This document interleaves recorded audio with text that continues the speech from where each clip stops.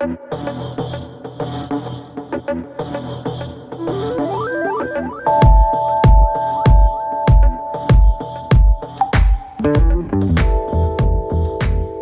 PCdoB, se não foi o primeiro, esteve entre as primeiras forças políticas a denunciar que no Brasil se caminhava para um golpe. Porque uma grande parte da esquerda brasileira dizia que isso era uma bobagem, né? Não existia golpe em curso, isso era uma manobra da esquerda governista. Esse racho no PSDU, embora todos continuem trotskistas, todos continuam ligados à elite, né? Esse isolamento do PSDU é fruto dessa incompreensão do momento político dramático que vivemos, né?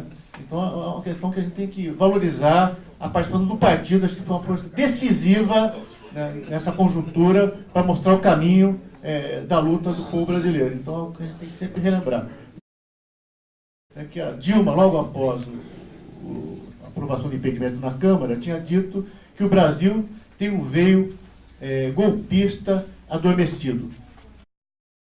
Eu vou mais longe que isso. A burguesia tem uma tradição golpista na Inglaterra, na França, no mundo todo. Mas o golpismo mais visível na América Latina porque a crise, a instabilidade aqui do próprio capitalismo é maior. A palavra golpe é muito marcada, né? Tanto é que ninguém se diz golpista. O próprio golpe militar de 64 jamais se chamou como golpe. Sempre chamou como revolução, né? E nunca se chamou como ditadura. Sempre chamou governo forte, governo autoritário. Mesmo a oposição liberal jamais chamou aquilo como ditadura.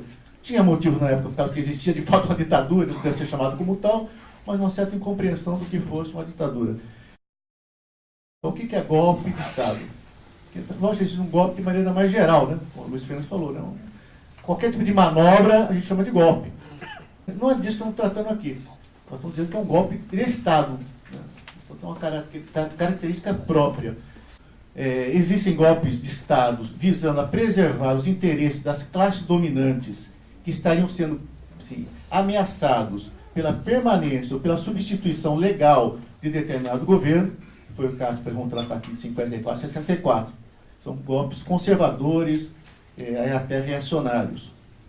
Contudo, camaradas, existem também golpes de Estado dados por forças políticas sociais progressistas. Outro caso brasileiro, que eu acho que foi progressista, foi a proclamação da República, né? Um típico golpe militar, que substituiu a monarquia pela República. Tem uma revolução, geralmente é reservado para movimentos de maior amplitude social, radicalidade programática. Os sujeitos da revolução são as massas populares. Ao contrário, né, nos golpes de Estado, progressistas ou conservadores, o sujeito é sempre um setor da burocracia estatal, civil ou militar. E, no limite, pode ser também o parlamento, como diz a definição anterior do Larousse. Porque uma definição restrita de golpe, entendido apenas como aqueles dados pelo aparelho de repressão do Estado, não nos permitiria englobar os golpes promovidos por grupos no interior do Poder Legislativo e Judiciário. Que seria, teoricamente e formalmente impossível um golpe civil, né, ou um golpe midiático, ou um golpe clerical, né, como a mídia não pode dar um golpe. Ela pode apoiar o golpe, ela pode sustentar o golpe, né, mas quem dá o golpe tem que ser um instrumento do Estado. Se é golpe de Estado, tem que ser dado ou pelo Parlamento, ou pelo Poder Judiciário, ou pelas Forças Armadas. Então, sempre refletem os golpes de Estado, ou progressistas ou conservadores, os interesses de classes e frações de classe. Os aparelhos de Estado não são formas sem conteúdo, mesmo levando em conta que a burocracia pode, em alguns momentos, adquirir uma relativa autonomia. Mesmo que a burocracia adquirir uma relativa autonomia, ela não está despregada das classes. Talvez o exemplo mais típico que eu gosto de citar é 30. Que foi um grande movimento da história brasileira, de ruptura, inclusive. Não foi um choque de proletariado de um lado e burguesia do outro. Foi um choque no seio das classes dominantes. Vargas não era um revolucionário proletário, né? Em certo sentido, representava os interesses da oligarquia do Rio Grande do Sul. Então, a oligarquia agrária do Rio Grande do Sul se levantou contra a oligarquia paulista vinculado ao café. E aquela contradição levou a uma revolução, uma transformação profunda no Brasil em 30. Né? Tanto o golpe de 54 quanto 64, 54 foi o golpe dado contra o Getúlio e 64 contra o Jango, tem muitos pontos em comum. Tem muito mais pontos em comum entre os golpes de 54 e 64 do que tem com o golpe hoje. Tanto é que alguns dizem que até 64 não é uma consequência, é um complemento, né? 54 foi um golpe incompleto, é verdade, e em 64 eles completaram o golpe. Né? Então, os dois se dão nos marcos do que alguns autores chamam de política populista, né? Que garantiu uma autonomia relativa da burocracia de Estado. Então, o Estado brasileiro tem uma relativa autonomia e aplica certas políticas que não são necessariamente idênticas aos interesses da fração que, em tese, deveria representar. O Vargas e Jango é isso. Embora sejam governos burgueses, a burguesia nunca se reconheceu plenamente nele. Embora fosse um governo que impulsionasse o capitalismo industrial, a burguesia industrial nunca confiou nesses dois governos. Né? É um projeto burguês, em certo sentido, porque o conteúdo é burguês, desenvolvimento do capitalismo industrial, que busca ganhar o apoio das classes populares. E ao buscar o apoio das classes populares, né, aplicar uma política social voltada a esses setores, ele se entra em choque com as classes dominantes.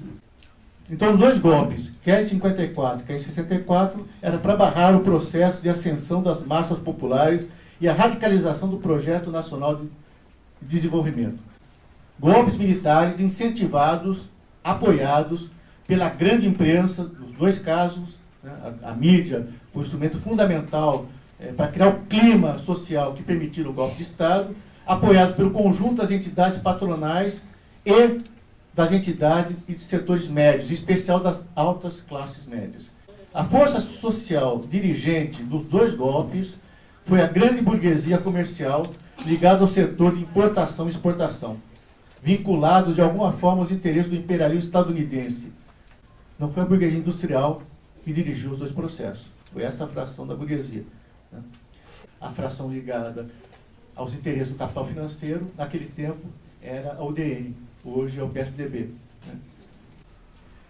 Os dois presidentes também é importante levar isso em conta, eu acho que não acontece hoje, é diferente. Ao contrário do que se pensava na ocasião, contavam com apoio popular. Acho que nos dois casos não houve resistência. Eu acho que é uma diferença no Brasil hoje, acho que a gente conseguiu, em certo sentido, dar uma resposta, né? Não armada, mas uma resposta à altura. Em 54, o golpe militar derrubou o governo, mas não mudou o regime.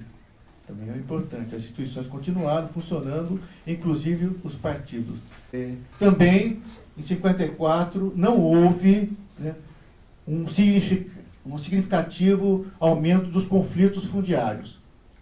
Esses setores agrários só rompem com o Jango quando começa a crescer a luta dos trabalhadores no campo, com as ligas camponesas, com a criação da CONTAG, com greves monumentais no Nordeste brasileiro, quando o Jango apresenta o projeto de reforma agrária, que nos dois casos o Partido Comunista cometeu um erro grave. Em 54, o Partido Comunista do Brasil era uma posição radical ao governo Getúlio Vargas, né? E não via que o governo Getúlio Vargas, desde a segunda metade do seu governo, vinha fazendo uma guinada à esquerda, vinha tentando se aproximar do movimento operário, né? Que o PCdoB, depois reorganizado, vai, em certo sentido, cometer em 64. Nós aprendemos dos erros. Que o esquerdismo conduz a derrotas políticas profundas da classe operária. E desde então a gente aprendeu a importância, né, de trabalhar em frentes únicas, saber quem é o inimigo principal, né, saber como se articula amplitude e radicalidade, que a gente já colocou, né, que é o lema do PCdoB.